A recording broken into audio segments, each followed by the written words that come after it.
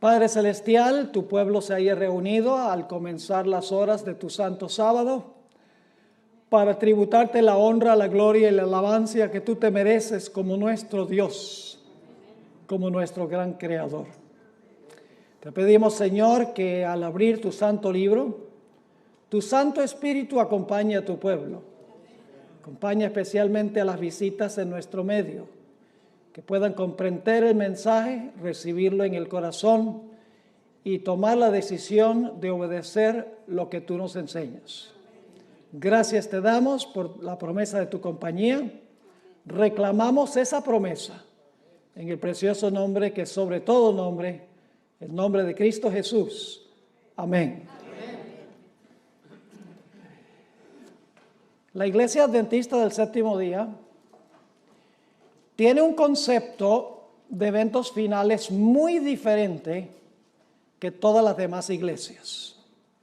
Hay muchas diferencias entre la escatología adventista. Escatología significa los eventos finales que concibe la Iglesia Adventista y los conceptos que tienen otras iglesias.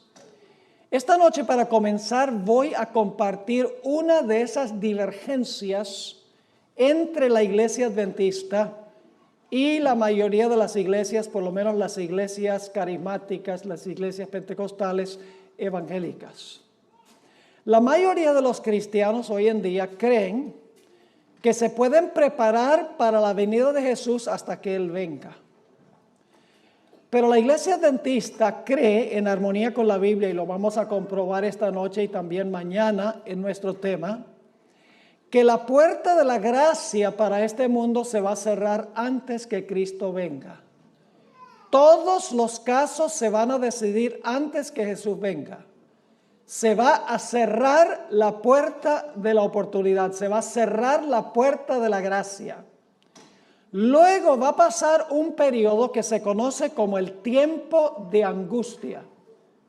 Y solo después del tiempo de angustia regresará Cristo en poder y gloria para reclamar a su pueblo. Es decir, la Iglesia Adventista, en armonía con la Biblia, enseña que si no estamos listos para cuando se cierre la puerta de la gracia, no vamos a estar listos para la segunda venida de Jesús. Ahora ustedes dirán, pastor, ¿a dónde enseña la Biblia este concepto?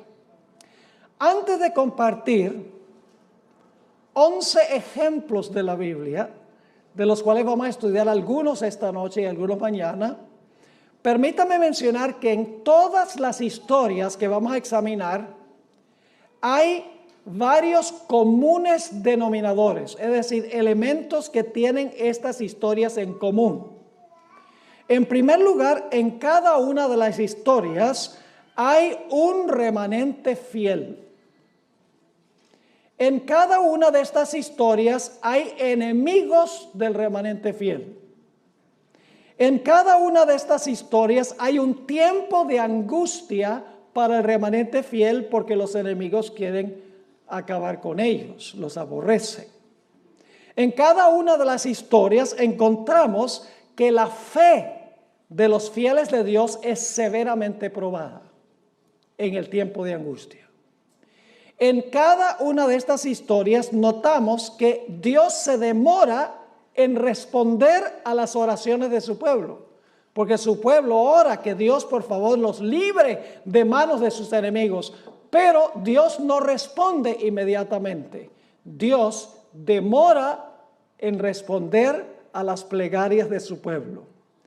Y el último punto que tienen todas estas historias en común es que finalmente Dios interviene después de la demora para librar a su pueblo.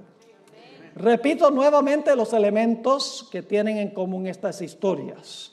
Número 1, un remanente fiel. Número 2, un enemigo o enemigos del remanente. Número 3, por la enemistad de los enemigos, el pueblo de Dios pasa por un terrible tiempo de angustia. Su fe es severamente probada. Dios no responde inmediatamente, demora en responder a las plegarias de su pueblo para que Dios los libre.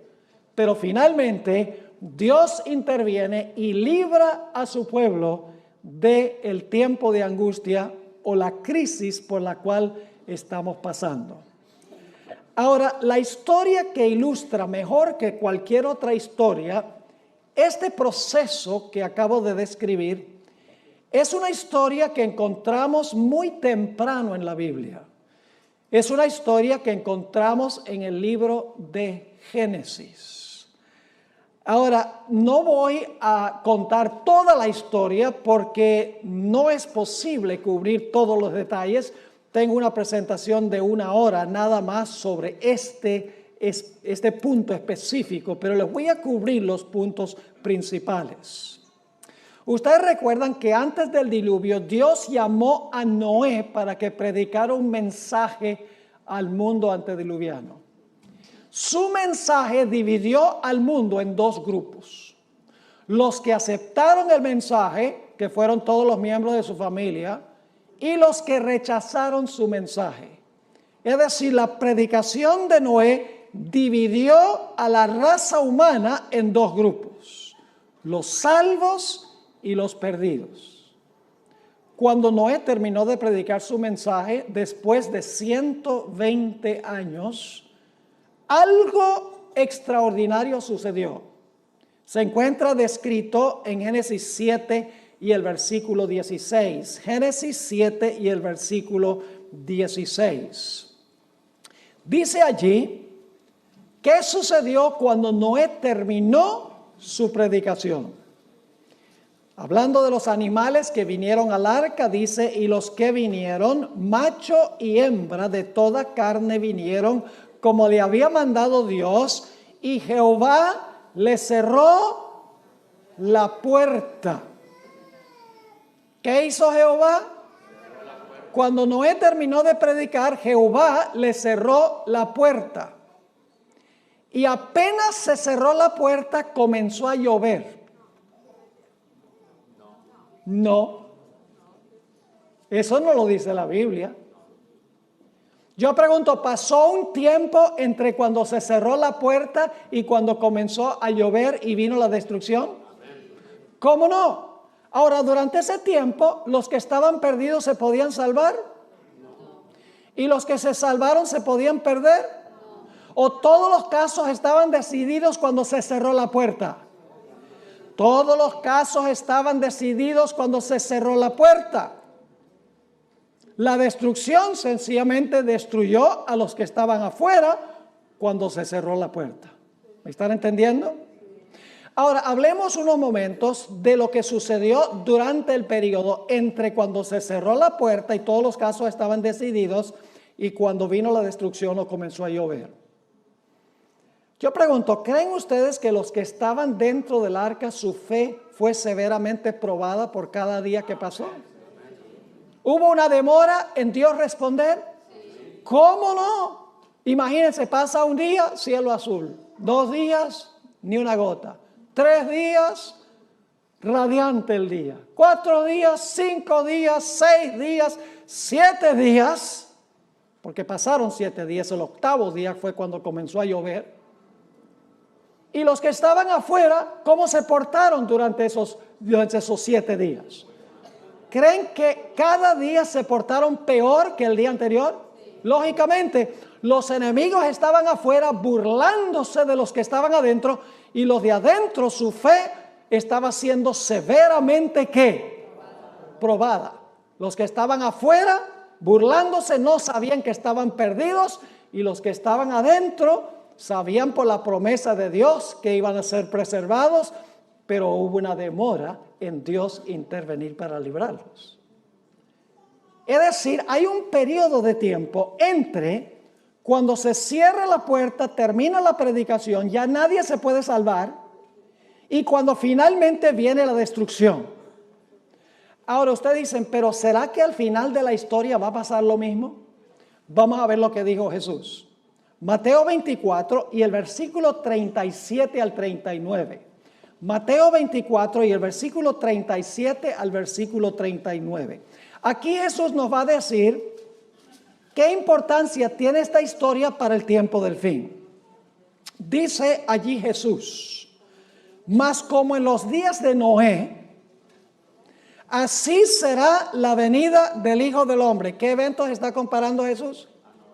Lo que pasó allá va a suceder aquí, está diciendo Jesús. Sigue diciendo, porque como en los días antes del diluvio, estaban comiendo y bebiendo, casándose y dando en casamiento, es decir, estaban llevando a cabo su vida rutinaria. Ahora viene una palabrita muy importante, hasta, es una palabra que marca un momento de tiempo, dice, estaban haciendo esto hasta el día en que Noé, ¿qué? Entró en el arca. Pero ahora fíjense lo que sigue diciendo. Y no entendieron, ¿quiénes no entendieron? Los que estaban afuera, muy bien. Y no entendieron hasta que vino el diluvio. ¿Qué no entendieron entre cuando se cerró la puerta y vino el diluvio? Los que estaban afuera, ¿qué no entendieron? ¿Qué no supieron? Que estaban perdidos, pero siguieron viviendo durante ese periodo. Dice, hasta que vino el diluvio y se los llevó a todos, y luego dice, así será también la venida del Hijo del Hombre. ¿Se va a cerrar la puerta de la gracia antes que Jesús venga? Seguro. En el mundo va a haber un grupo de personas que no van a saber que están perdidos. Va a haber un grupo cuya fe será severamente probada. Pasará el pueblo de Dios por un tiempo angustioso donde sus enemigos se van a burlar de ellos. Finalmente Dios intervendrá para librar a su pueblo cumpliendo su palabra. ¿Cómo no? Ahora permítame ilustrarlo de otra forma. Jesús dijo que Él iba a venir como ladrón en la noche.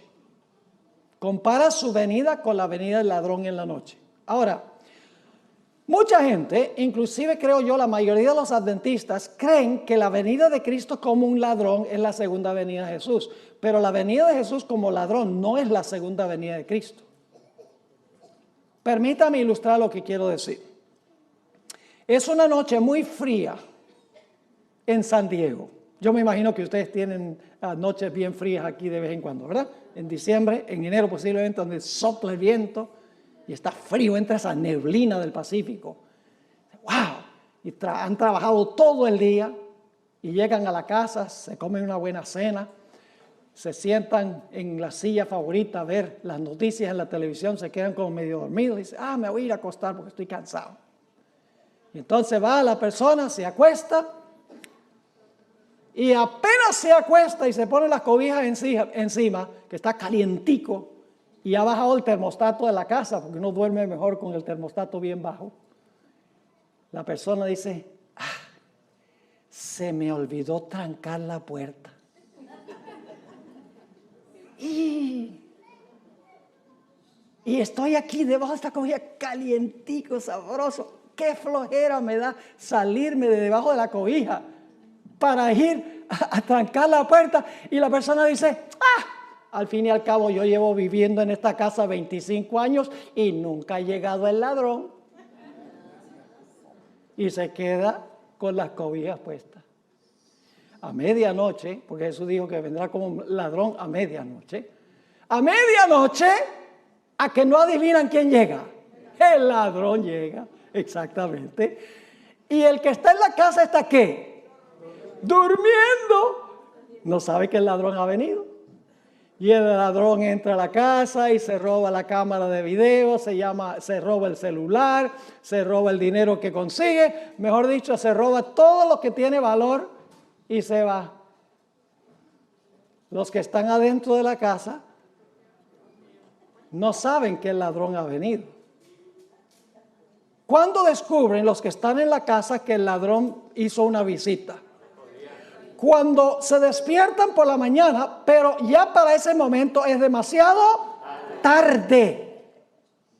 Cuando Jesús dice que Él va a venir como ladrón, lo que está diciendo es que Él va a cerrar la puerta de la gracia y si no estamos velando, si no estamos listos, seremos tomados por sorpresa y solamente cuando Cristo venga nos daremos cuenta que estamos perdidos. ¿Me están entendiendo lo que estoy diciendo? Y ahora escuchen bien lo que voy a decir. Muy importante.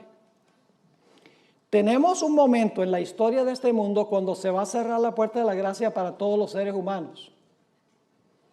Pero si usted se llega a morir esta noche, su puerta se cerró, su puerta individual. Porque la Biblia dice que Dios establece que el hombre muere una vez y después de eso viene el juicio. Es decir, no podemos decir, bueno, yo me voy a preparar y voy a estar listo cuando se cierre la puerta de la gracia. O yo voy a demorar porque la puerta de la gracia no se va a cerrar todavía porque no ha llegado la ley dominical. Y entonces llegamos a morir esta noche antes que llegue la ley dominical, antes que se cierre la puerta, y de todas maneras se cerró la puerta. Porque en el momento de la muerte, ese es el fin. ¿Me están entendiendo este asunto? Ahora vamos a repasar. En los días de Noé, ¿hubo un remanente fiel? ¿Quién? Noé y su familia. ¿Había enemigos de ellos? ¿Quiénes? Los que estaban afuera. ¿Pasaron por un tiempo de angustia? ¿Los que estaban adentro? ¿Cómo no? ¿Su fe fue probada? Sí. ¿Hubo una demora en Dios librarlos de sus enemigos? Pero pregunto, ¿finalmente Dios intervino y el pueblo fue librado? Exactamente. Ven, todos los elementos están en esa historia. Ahora quiero que vayamos a otro ejemplo que encontramos en el Antiguo Testamento. Vamos a Daniel, el capítulo 12 y el versículo 1. Ya que tenemos el patrón, ya que tenemos el modelo de cómo funciona esto con los comunes denominadores, ahora queremos examinar varias historias que nosotros encontramos en las Escrituras, además de la historia que usamos del diluvio y de la venida del ladrón. Daniel 12 y el versículo 1. Ahora, antes de leer este versículo, necesito darles un poquito del contexto. Si ustedes leen el capítulo anterior, el capítulo 11, los versículos 44 y 45, van a descubrir que se habla allí de un poder que se denomina el Rey del Norte. Ahora, no se confundan sobre quién es el Rey del Norte que viene a atacar al pueblo de Dios, porque dice que va a salir para destruir y aniquilar a muchos. Es decir, es un poder perseguidor que va a tratar de acabar con el pueblo de Dios. Ustedes pueden leerlo ahí en Daniel 11, 44 y 45. Ahora escuchen. En la Biblia, este poder perseguidor se describe con diferentes nombres. Por ejemplo, en Daniel 7 se le llama el cuerno pequeño. En Apocalipsis 13 se le llama la bestia. En 2 de Tesalonicenses 2 se le llama el hombre de pecado. En 2 de Tesalonicenses, en Mateo 24 se le llama la abominación asoladora. En Apocalipsis 17 este poder se le llama la ramera. Y en 1 de Juan, el capítulo 2, se le llama el anticristo. Todos esos nombres se aplican al mismo sistema. Son perspectivas distintas del mismo sistema. Así que el Rey del Norte es lo mismo que el cuerno pequeño o la bestia. La abominación asoladora, la ramera, el hombre de pecado. Todos son nombres que describen el último poder que va a perseguir y oprimir al pueblo de Dios. Y ya hemos estudiado en cuanto al cuerno pequeño y la bestia. Y hemos visto que el cuerno pequeño y la bestia representan ¿qué poder? Representan el papado. Exactamente, lo cubrimos en detalle examinando estas profecías matemáticamente. Así que viene el Rey del Norte, el enemigo final del pueblo de Dios. Y los versículos 44 y 45 del capítulo 11 dice que va a salir para destruir y aniquilar al pueblo de Dios. Pero cuando está a punto de hacerlo, tenemos lo que se describe en Daniel 12 y el versículo 1. Dice allí, en aquel tiempo, es decir, cuando el Rey del Norte sale para destruir al pueblo de Dios, se levantará Miguel. ¿Qué va a pasar cuando el pueblo de Dios esté siendo perseguido finalmente? ¿Qué va a pasar? ¿Se va a levantar quién? Miguel. Se va a levantar Miguel. Ahora, ¿quién es Miguel? Hay mucho debate en el mundo teológico sobre quién es Miguel. No hay necesidad de debatir quién es Miguel, porque Miguel es un nombre que se le atribuye a Cristo Jesús. El nombre Miguel significa ¿quién es como Dios? También se conoce como el arcángel Miguel. Ahora escuchen bien, Jesús no es un ángel. Jesús es un mensajero. La palabra ángel significa mensajero. Jesús se llama Miguel, pero Jesús es eterno Dios, según la Sagrada Escritura. Pero Miguel es uno de los nombres de Jesús. Es el arcángel del pacto. Es el arcángel que resucita a los muertos a la segunda venida. Vendrá con la voz del arcángel y con trompeta de Dios. Es el que resucita a los muertos. Y todos sabemos que ese es ¿quién? Ese es Cristo Jesús. Así que cuando el rey del norte, el último poder, sale a destruir al pueblo de Dios, dice, se levantará Miguel. Ahora, ¿qué significa eso? Se levantará Miguel. ¿Qué significa la palabra se levantará? Tenemos que regresar al capítulo 11 para entender qué significa se levantará Miguel. Vamos a Daniel, el capítulo 11 y el versículo 2 y el versículo 3. Daniel 11 y el versículo 2 y el versículo 3. Ahora, lamentablemente, en la traducción no se traduce la palabra igual, pero es la idéntica palabra hebrea que se usa en Daniel 12:1. Levantará es la mismita palabra que vamos a ver en los versículos 2 y 3 del capítulo 11. Fíjense lo que dice allí. Y ahora yo te mostraré la verdad. He aquí que aún habrá 3 reyes en Persia. Esa palabra habrá se podría traducir, se levantarán 3 reyes en Persia. ¿Qué significa eso? Que de aquí en adelante se levantarán 3 reyes en Persia. Significa que después de eso van a reinar 3 reyes en Persia, ¿sí o no? Van a ocupar el trono 3 reyes en Persia. Se van a levantar para gobernar. Ahora, note que sigue diciendo aquí, ahora yo te mostraré la verdad, he aquí que aún habrá o se levantarán 3 reyes en Persia, y el cuarto se hará de grandes riquezas más que todos ellos, y al hacerse fuerte con sus riquezas, levantará a todos contra el reino de Grecia. Y luego dice, se levantará luego un rey valiente. Esa palabra levantará es la mismita palabra que se usa en Daniel 12:1. ¿Qué significa eso? Que se levantará luego un rey valiente. Significa que un rey valiente va a comenzar ¿a qué? A reinar o a gobernar. Así que dice, el cual dominará con gran poder y hará su voluntad. Así que, ¿qué significa cuando dice que Miguel se levantará? Significa que Miguel va a comenzar a reinar. ¿Me están entendiendo lo que estoy diciendo? Ahora escuchen bien. ¿Qué es el reino de Cristo? Generalmente nosotros pensamos del reino de Cristo en términos geográficos. Decimos, el reino de Cristo es este mundo, es este planeta. Pero ¿saben lo que es el reino de Cristo? El reino de Cristo se compone de los sujetos de su reino, de los fieles que pertenecen a su reino. Ahora yo pregunto, ¿cómo se determina quién es un fiel miembro del reino de Jesús? ¿Cuándo se determina quiénes son fieles miembros del reino de Jesús? Se determina en otra doctrina que en realidad ninguna iglesia enseña, sino la iglesia adventista. Se determina en el juicio investigador antes de la segunda venida de Jesús. Antes que Jesús venga, se van a investigar los casos de todos los que profesaron el nombre de Jesús. Todos los que dijeron seguir a Jesús, se van a examinar sus casos para ver si su profesión es genuina o no. Y usted dice, ¿por qué se va a hacer eso?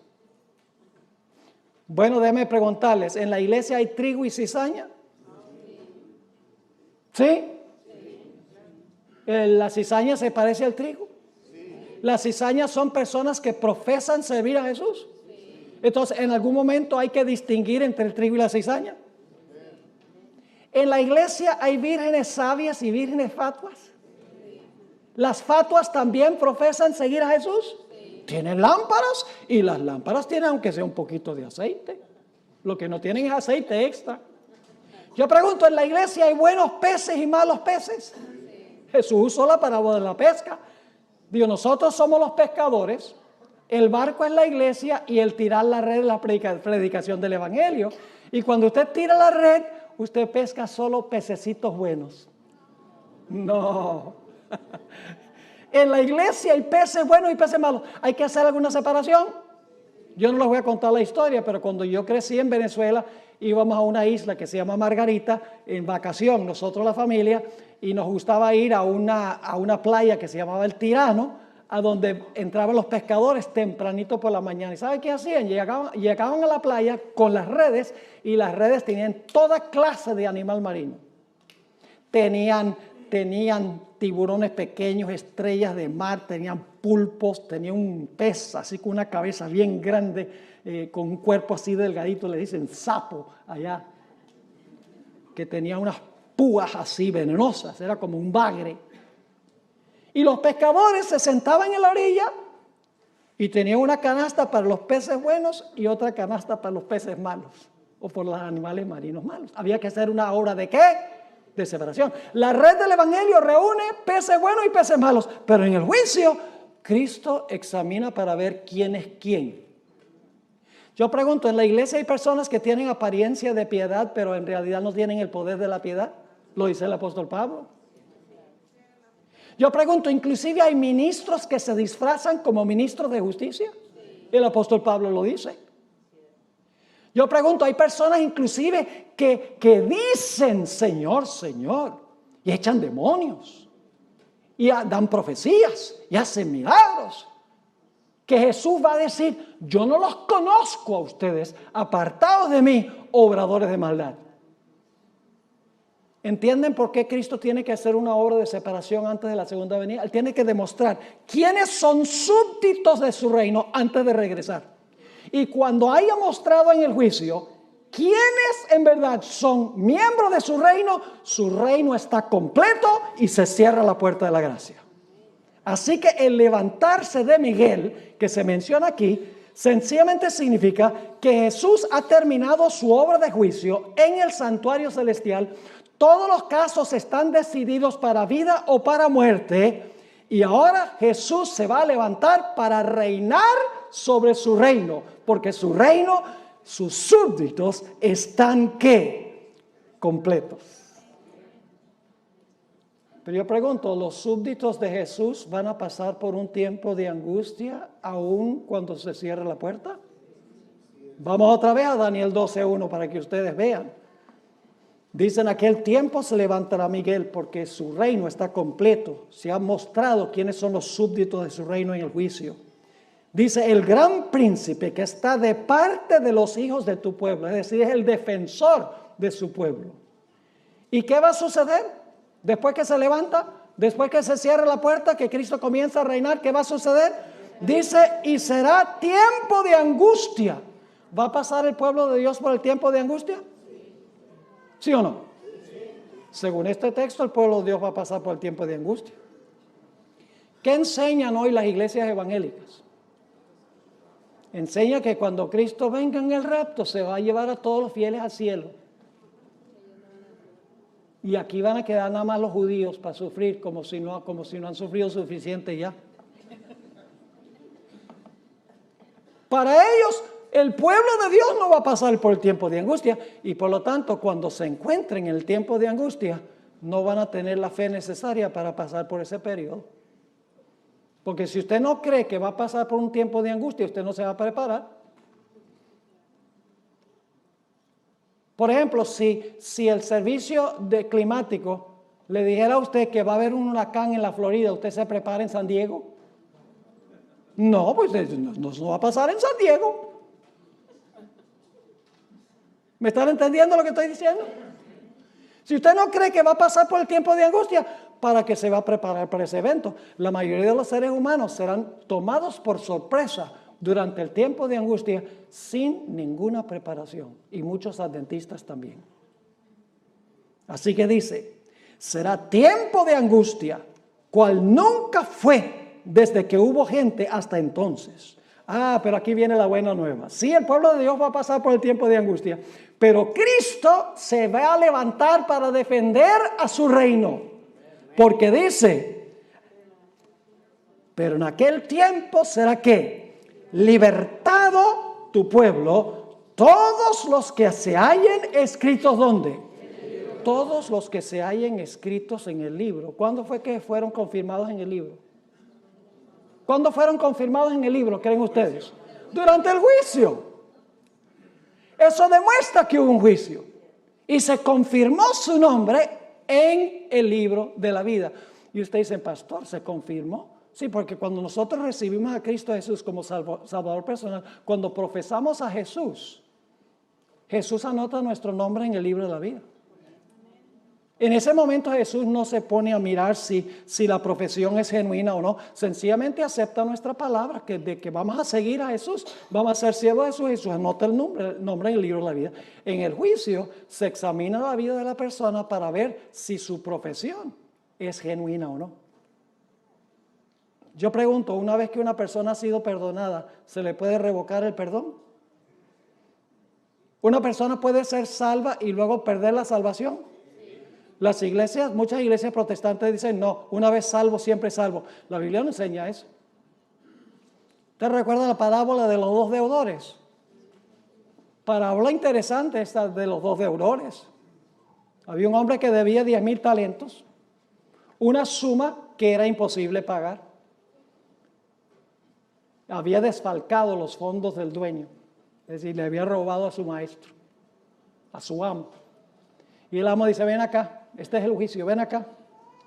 Y examina y dice, mira, tú me debes 10,000 talentos, págame. Dice, yo no tengo con qué pagar. Dame tiempo y te pago. ¿Qué tiempo? Aunque te dé 1,000,000 de años, no tienes para pagar eso. Es una deuda impagable. Y el hombre llora y clama y dice, por favor, perdóname la deuda. O dame tiempo y yo pago la deuda. Finalmente, como clama al dueño, el dueño le dice, mira, voy a hacer algo mejor porque tú clamaste por misericordia y yo te voy a perdonar la deuda. Y él dice, así nomás, sí, porque clamaste a mí, la deuda queda cancelada. ¡Wow! Este hombre dice, fabuloso. Y sale saltando del lugar, sale contento. Me perdonó una deuda que yo no podía jamás pagar. Y cuando sale por la puerta encuentra un individuo que le debe 100 denarios. El equivalente de 100 días de trabajo. El jornal era un denario. Y se lo encuentra y le dice, mira, tú me debes 100 denarios, págamelos. Y este individuo hace lo mismo, clama y dice, ay, por favor, dame tiempo que yo te lo pago. Y dice, ¿qué tiempo? Págame ahora. Y dice la Biblia que lo agarró por el cuello y lo estaba ahorcando para que le pagara los 100 denarios. Pues resulta que los siervos del amo, que representan a los ángeles, fueron allá y le dijeron al Señor, mire, ¿sabe lo que pasó con ese hombre que tú perdonaste esa deuda que él no podía pagar? Él se encontró un compañero que le debía dinero que se podía pagar y no lo quiso perdonar. Y el Señor dice, tráigame a ese reo acá. Y lo trae. Y le dice, tú no eres el que yo te perdoné una deuda grande que tú no podías pagar porque clamaste a mí. Ah, sí, como no, muchas gracias. Y dice, ¿qué es esto que yo oigo de ti?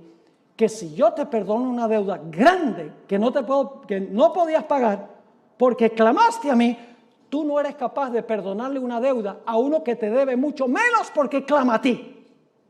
Perdona nuestras deudas como nosotros perdonamos a nuestros deudores. Y dice que le revocó el perdón. Le revocó el perdón y lo mandó a la cárcel hasta que pagara todo lo que debía y seguro murió en la cárcel. ¿Están entendiendo? Ese hombre tenía lágrimas de cocodrilo. Él no estaba arrepentido por haberle robado a su amo. Estaba triste por el castigo que le iba a tocar. Y se demostró por la forma en que trató a sus semejantes. ¿Están entendiendo este asunto? Así que, mis queridos hermanos y hermanas, Cristo va a librar a su pueblo, todos los que están escritos en el libro, cuyos nombres son confirmados en el libro, en el juicio, a donde se examina a cada profeso seguidor de Jesús. Ahí está en Daniel 12 y el versículo 1. Ahora, quiero que recuerden la palabra libertado. En aquel tiempo será libertado tu pueblo. Mañana vamos a hablar un poquito más de esta palabra. Saben que en Daniel la palabra libertado se encuentra solamente en 3 capítulos de Daniel. En Daniel 12:1, que leímos. En Daniel 3, los jóvenes que fueron echados al horno de fuego. Y en Daniel 6, cuando Daniel fue echado al foso de los leones. Los únicos lugares en el libro de Daniel a donde se usa la palabra librado o librar. Entonces debe haber una conexión entre Daniel 12:1 y Daniel 3 y Daniel 6. ¿Están conmigo hasta ahora? Ahora vamos a otra historia de la Biblia. Recuerden nuevamente los elementos comunes. Un remanente que fiel. Enemigos. Un tiempo de angustia. La fe del fiel Hijo de Dios es probada. Dios se demora en responder la plegaria de su siervo y finalmente su siervo es librado. Ahora vamos a estudiar la vida de Jacob, porque ustedes saben que esto se llama el tiempo de angustia de Jacob. Pues si se llama el tiempo de angustia de Jacob, ¿a dónde tenemos que ir para entender el tiempo de angustia de Jacob? Pues sería bueno ir a la historia de Jacob, si es el tiempo de angustia de Jacob. La historia de la angustia de Jacob se encuentra en Génesis 32. Vayan conmigo a Génesis 32 y les voy a compartir algunos detalles. Por la premura del tiempo no podemos cubrir toda la historia, pero les voy a dar los puntales, los puntos más importantes. En esta historia, Jacob estaba regresando a su hogar después de 20 años de ausencia por haber engañado a su padre y robado la primogenitura a su hermano. Cuando se está acercando a su hogar perdido por causa de su pecado, escucha que su hermano Esaú, a quien le robó la primogenitura, está viniendo contra él con 400 hombres armados hasta los dientes, con el fin de destruir a Jacob y a su familia por lo que Jacob había hecho 20 años antes. Jacob temía que su pecado había sido tan grande que Dios no le podía garantizar protección, que su pecado era tan inmenso ante la vista de Dios que Dios no iba a poder cumplir su pacto para con él y protegerlo de la ira de su hermano. Y por lo tanto nos dice la historia que Jacob fue a la orilla del arroyo de Jaboc y allí vació su corazón en oración a Dios. Pidió a Dios 2 cosas. 1, dame la seguridad del perdón. Dame la seguridad de que tú me aceptas, de que mi pecado ha sido perdonado. Y luego dice, con esa certeza, dame la seguridad que tú vas a protegerme de la enemistad de mi hermano que viene con los 400 hombres con la intención de destruirme junto con mi familia. Vamos a leer la historia como se encuentra en Génesis 32, 9 al 11. Aquí se describe la oración de Jacob y aparece otra vez la palabra clave. Dice allí, y dijo Jacob, Dios de mi padre Abraham y Dios de mi padre Isaac, Jehová, que me dijiste, vuélvete a tu tierra y a tu parentela, y yo te haré bien. Y luego noten lo que dice Jacob. menor soy yo que todas las misericordias y que toda la verdad que has usado para con tu siervo. Jacob está diciendo, Señor, yo no soy digno de que tú me perdones ni de que tú me aceptes. Y luego sigue diciendo, pues con mi cayado pasé este Jordán y ahora estoy sobre 2 campamentos. Y luego, ¿cuál es la palabra del versículo 11? ¿De quién? De la enemistad del hermano. ¿Tiene Jacob un enemigo, sí o no? Sí. Él es el remanente fiel. Él tiene un enemigo. Está pasando por un tiempo severo de angustia, vaciando su oración a Dios para tener la certeza del perdón y la protección de Dios contra su enemigo. Sí. ¿Dios contesta la oración inmediatamente? No, eso lo vamos a ver en un momento, pero finalmente Dios interviene y lo libra de la ira de su hermano. Vamos a notar que cuando Jacob está a la orilla del arroyo Jaboc, de repente viene un individuo y empieza a luchar con él. Y él cree que es un enemigo y empieza a luchar con este misterioso personaje. Cuando estaba muy cerca de la mañana se dio cuenta que no estaba luchando con un mero ser humano, que estaba luchando con el ángel del pacto.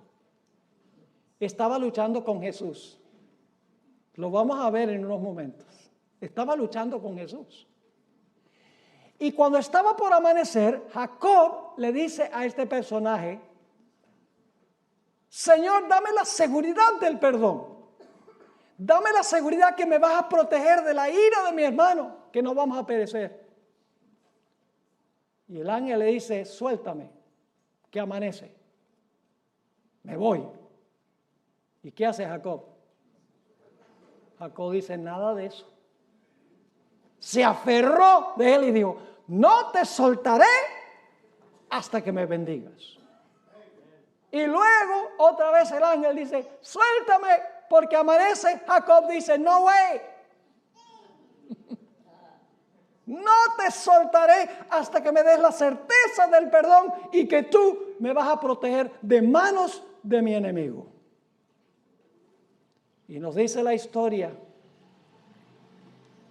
que en ese lugar el ángel bendijo a Jacob y luego le cambió el nombre porque su carácter había cambiado. Dios le dijo, tu nombre no será más llamado suplantador. Jacob significa suplantador, alguien que procura robarle el puesto a otro, sino que tu nombre será llamado Israel, porque has luchado con Dios y con los hombres y has prevalecido.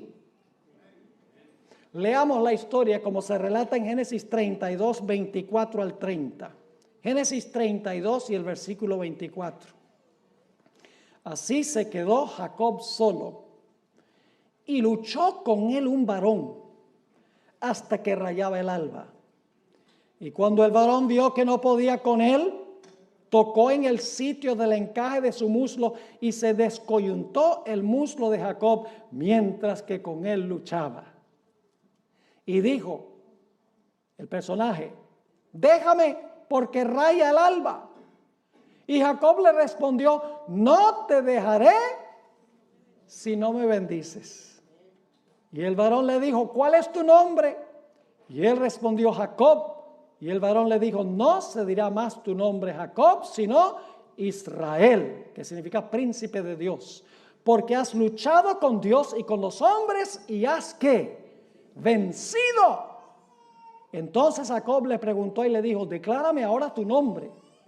Y el varón respondió, ¿por qué me preguntas por mi nombre? Y lo bendijo allí. Ahora, ¿quién fue este personaje con quien luchó Jacob toda la noche para tener la seguridad del perdón y la seguridad de la protección contra la ira de su hermano? La Biblia lo describe de dos formas. Noten el libro de Oseas, el capítulo 12 y el versículo 4, ¿con quién fue que luchó Jacob? Oseas 12 y el versículo 4. Interesante este texto, ¿verdad que sí? Dice, ¿venció a quién? ¿Jacob venció a quién? Venció al ángel y prevaleció. Lloró y le ¿qué? Y le rogó. En Betel le halló y allí habló con nosotros. ¿Con quién estaba luchando Jacob? Dice que estaba luchando con el ángel. Lloró y rogó al ángel, dice aquí. Y usted dice, entonces, el que estaba luchando con Jacob era el ángel. Sí, era el personaje que en el Antiguo Testamento se le llama el ángel de Jehová. Jesús. Ahora vuelvo a decir que el ángel de Jehová no es un ángel, no es una criatura. El ángel de Jehová es Jesús. Y Jesús es eterno Dios. Pero en el Antiguo Testamento se le llama el ángel o el mensajero de Jehová. Y ustedes dicen, ¿cómo sabe que ese ángel en realidad era Jehová? Por el nombre que Jacob le puso al lugar. Nota en Génesis 32 y el versículo 30, el nombre que le dio Jacob a ese lugar.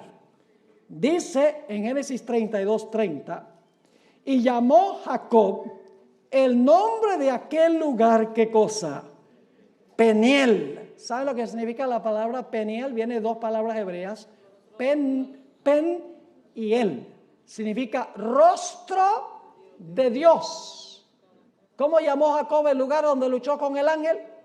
El rostro de Dios. ¿Por qué razón? Dice, porque dijo, vi a Dios cara a cara y fue, ¿cuál es la palabra clave ahí?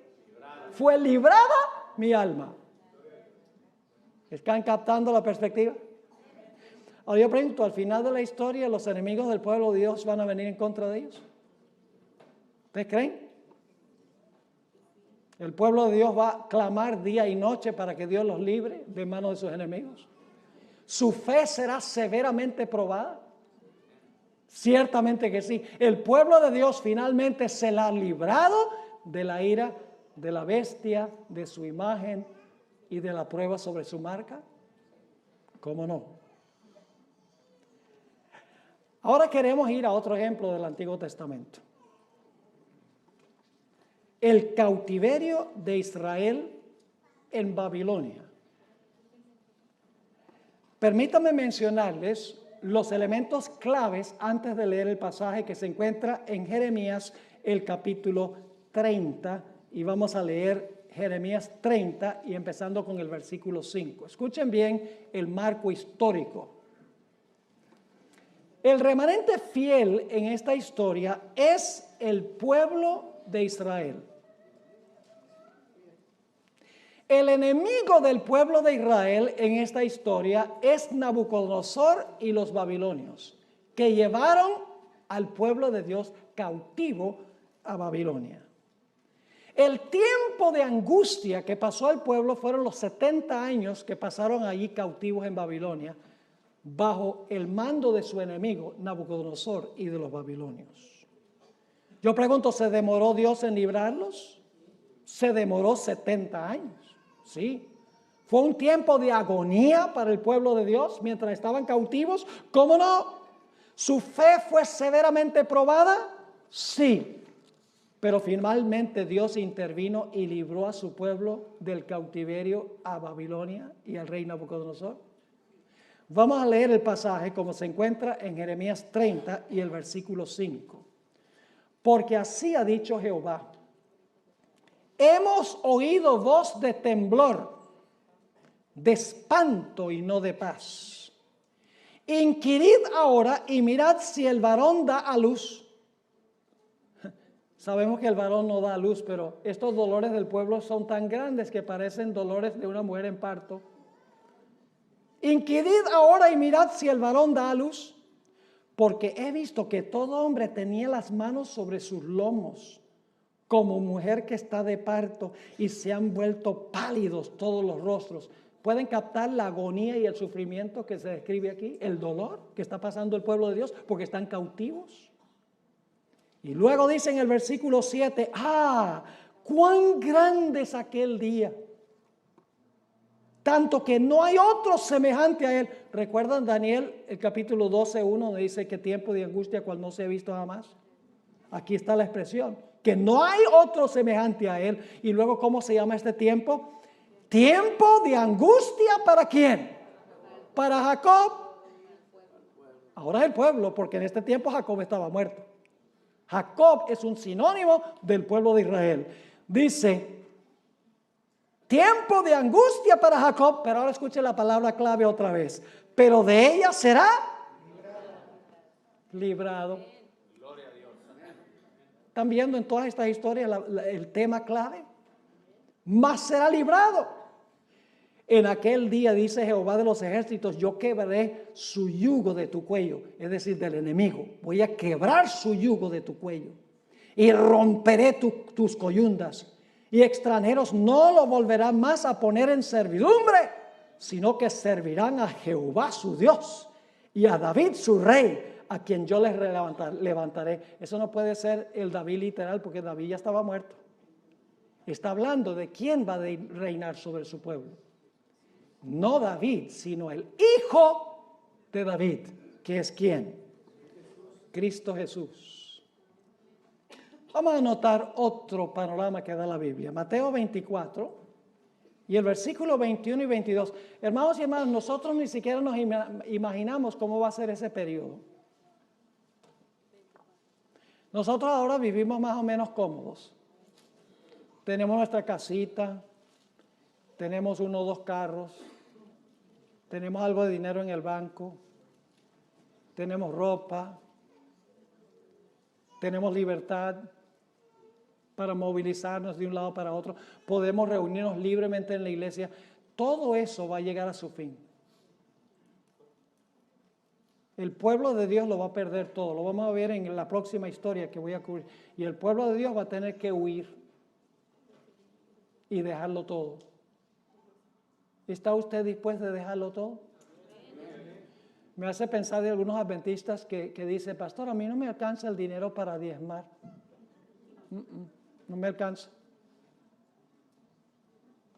Y yo les digo, mire, yo tengo una fórmula donde siempre les alcanza diezmar. Diezmen primero. Y cuando digo eso dicen, ay, pero si diezmo primero no me alcanza para pagar las cuentas. Entonces, usted por pagar las cuentas le va a robar a Dios. Y saben que muchos de esos mismos que dicen, no me alcanza el dinero para diezmar, dicen, pero el día que lo tenga que entregar todo por Cristo, lo entrego todo. ¿Y qué le hace usted pensar que si no está dispuesto a devolverle a Dios el 10%, de repente le va a devolver la vida?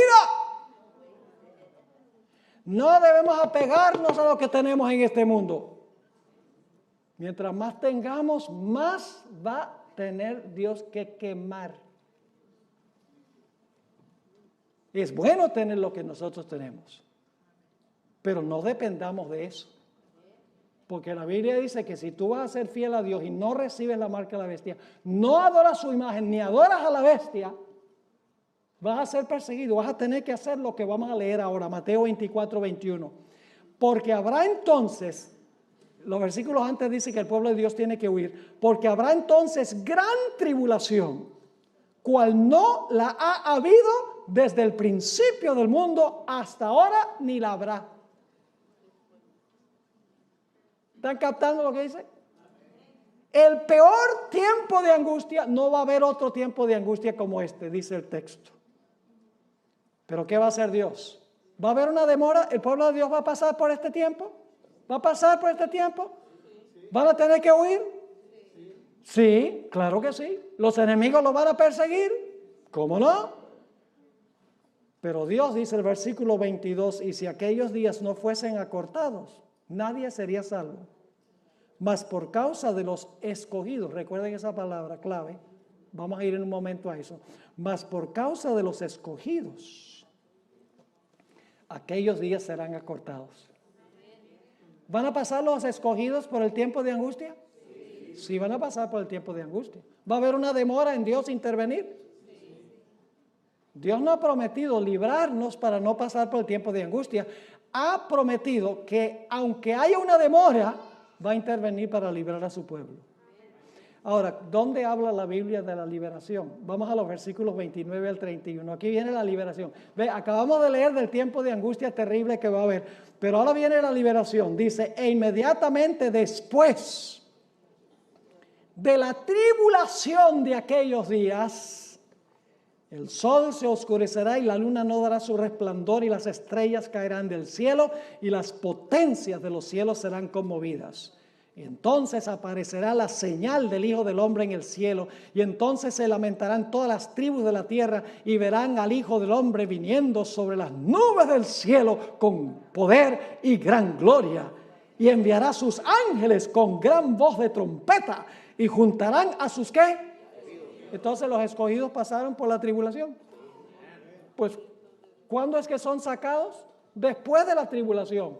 Porque sigue diciendo, enviará sus ángeles con gran voz de trompeta y juntarán a sus escogidos de los cuatro vientos desde un extremo del cielo hasta el otro. La liberación del tiempo de angustia. Ahora hay una última historia que quiero que miremos.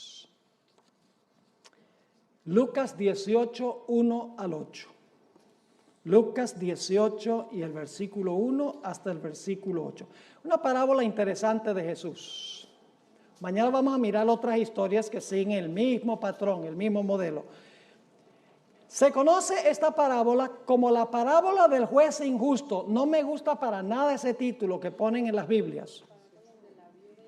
No es esta la historia del juez injusto, es la historia de la viuda persistente.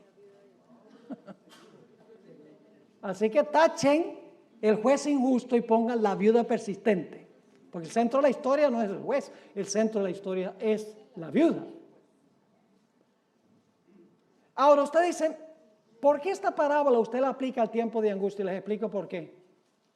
Inmediatamente antes de esta parábola, Jesús venía hablando de la segunda venida. Habla de los días de Noé, luego habla de los días de Lot y luego empieza la parábola.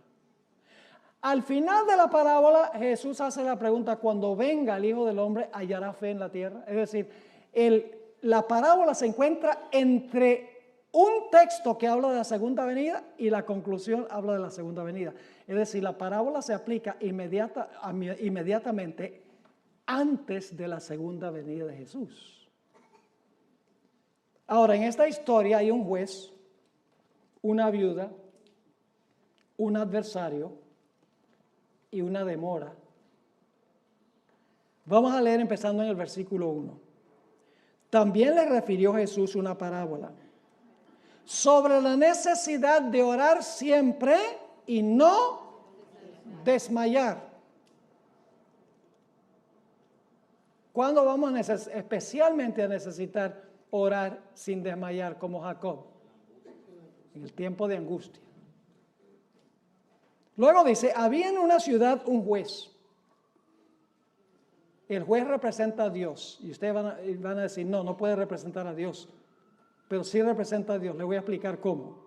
Había en una ciudad un juez que ni temía a Dios ni respetaba a hombre. Y usted dice, eso no puede representar a Dios.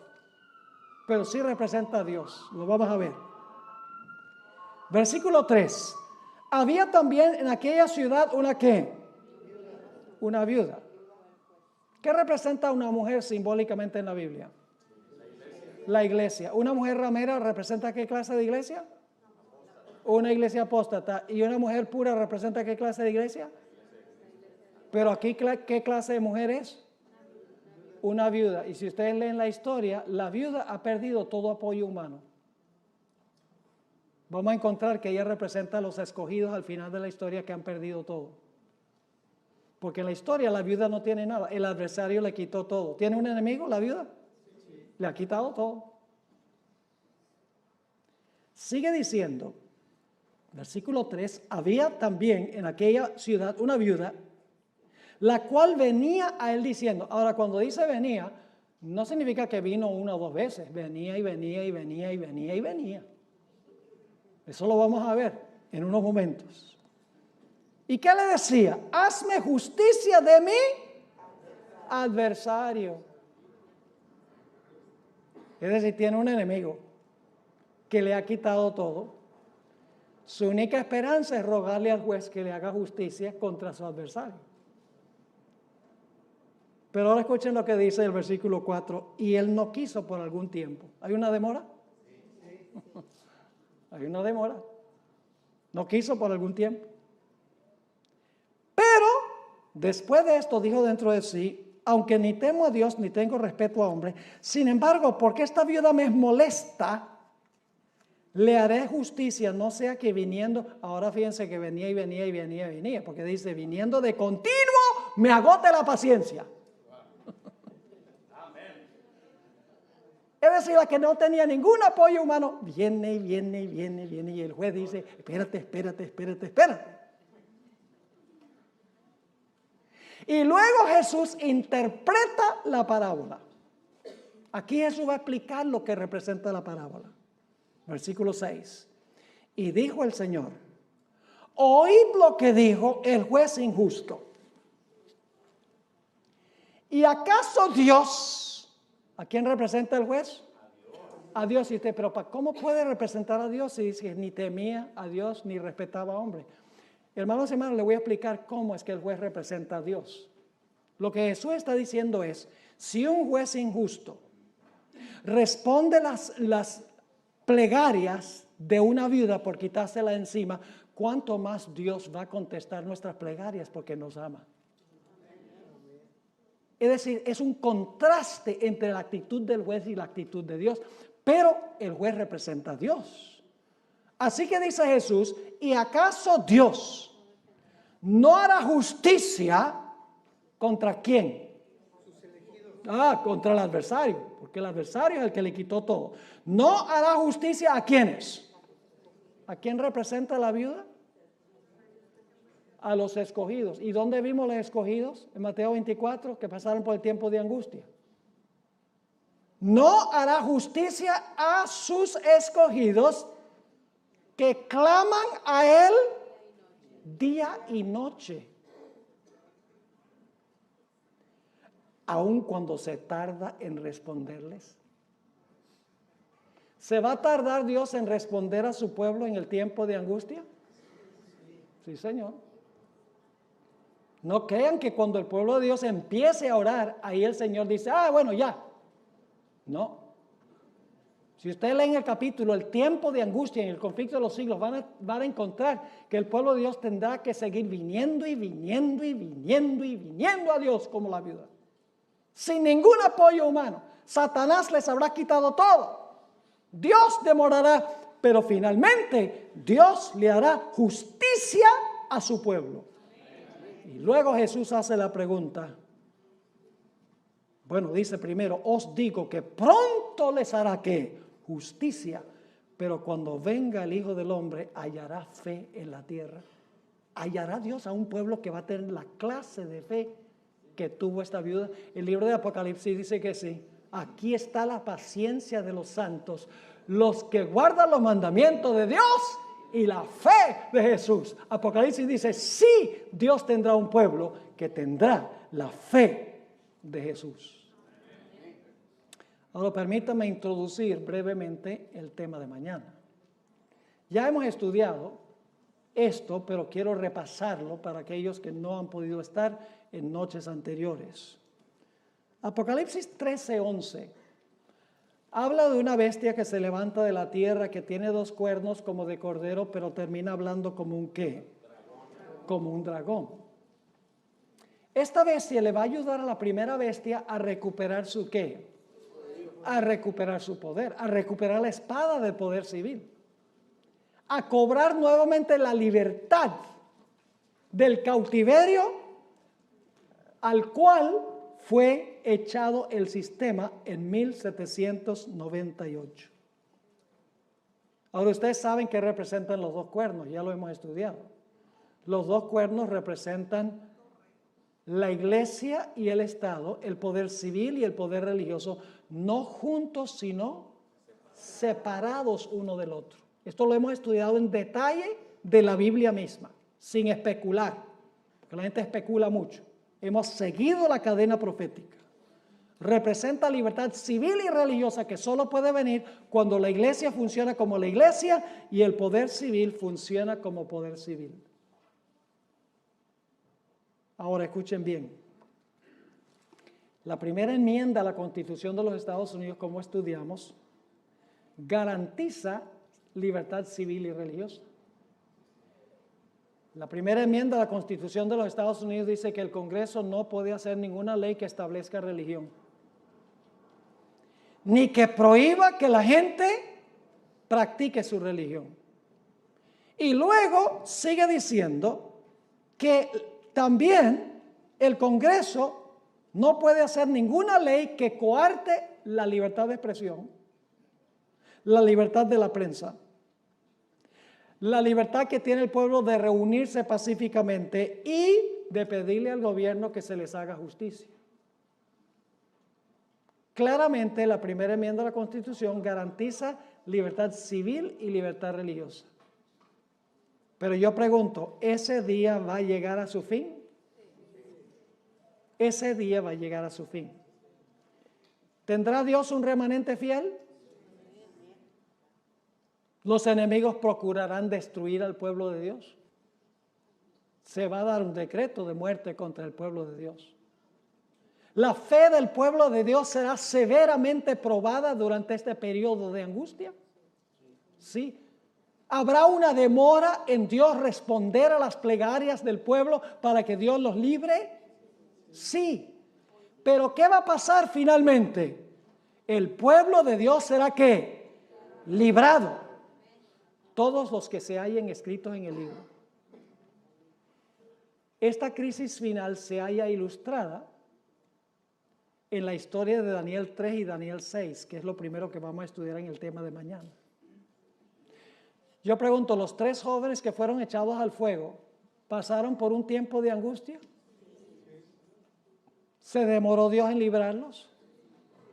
¿Podría Dios haberlos librado sin que tuvieran que entrar al horno? ¿Se demoró Dios en librarlos? Los libró finalmente. Vamos a encontrar en Daniel 3 esa palabra librar, la palabra clave. Daniel 6. ¿Podría Dios haber impedido que echaran a Daniel al foso de los leones? ¿Se demoró Dios en responder? Sí, se demoró toda la noche. Con leones que tenían hambre. No crean que los leones ya acababan de comer. La Biblia dice que los enemigos fueron echados. Y antes que llegaran al suelo, los leones estaban echando el banquete del siglo. ¿Ven todos los puntos comunes? Un remanente, enemigos, la fe es probada, tiempo de angustia. Pero finalmente el pueblo de Dios es ¿qué? Librado. ¿Por qué creen ustedes que Dios nos dio todas estas historias? Porque Él quiere que cuando nosotros pasemos por este tiempo, nosotros seamos consolados, porque el Dios que obró es el Dios que obrará. Podemos reclamar las promesas de estas historias, porque el Dios que hizo hará. Siempre y cuando nosotros seamos siervos de Él, siempre y cuando nosotros lo hayamos recibido como nuestro Salvador personal y hayamos hecho un pacto con Él. Él estará con su pueblo aunque se desplomen los cielos.